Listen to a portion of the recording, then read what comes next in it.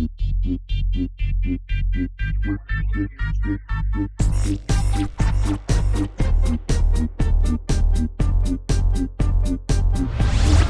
af de spil, vi glæder os allermest til på Pixel TV, er FIFA 12. Der bliver battlet dagligt i FIFA 11. Nu skal vi høre, hvad der sker i FIFA 12. David, how much did you understand what I just said? I understood not a word of it until you said, David, how much of that did you understand? And then it became crystal clear. That something was going on. Yes, apparently, although I was slightly distracted by the penalty that just got given away over there. But anyway, it doesn't matter. They're so noisy. I know, well, everyone's loving the game, so which is good. I'm glad about that. How's it going so far? FIFA 12? It's going brilliantly well. We've come to E3. We've got a pretty special year ahead of us, I think. We don't usually have these big extended hands-on that we've been doing, but ultimately the kind of trinity of gameplay innovations we've been talking about now are kind of coming out, and people are seeing the presentation and the videos, and they're like, they're enjoying the videos and they're liking it, but it's not until you actually pick it up and feel it that you get a sense of the scale of change that's gone into the game this year.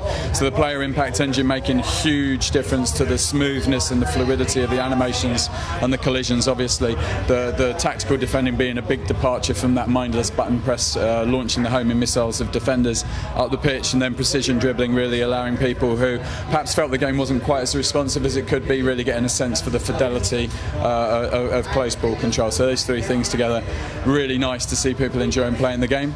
And then the big news for E3 obviously was the EA Sports Football Club, which is a big deal for us this year. How would that work out, the EA Football Club?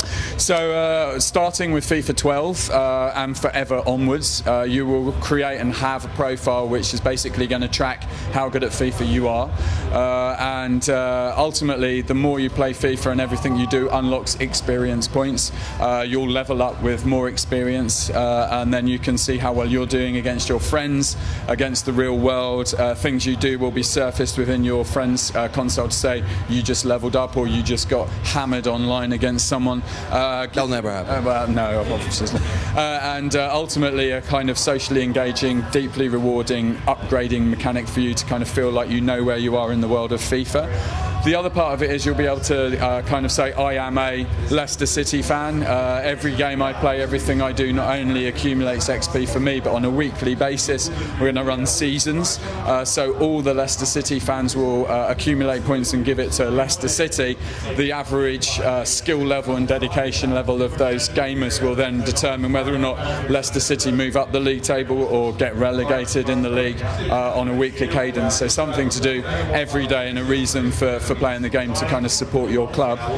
And then the last part, you know, taking inspiration from the real world of football, stuff that's going on throughout the season, ripping it out of the headlines and putting it into the game in the form of challenges and things like that throughout the year, just to keep it fresh and new in everyone's mind, give them content to do. So a big deal for us, and as I say, launches with FIFA 12 and will carry on forever. Last year, crossing and heading was kind of overpowered. Before that, volleys.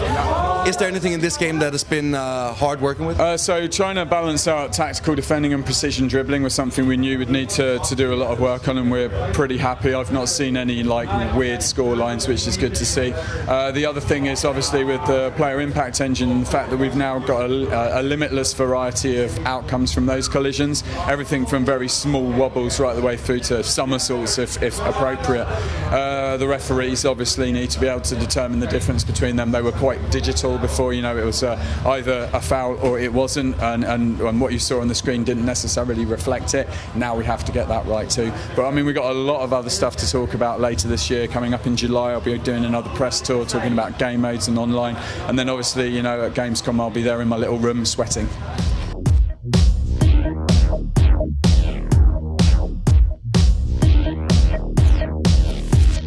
Pixel TV.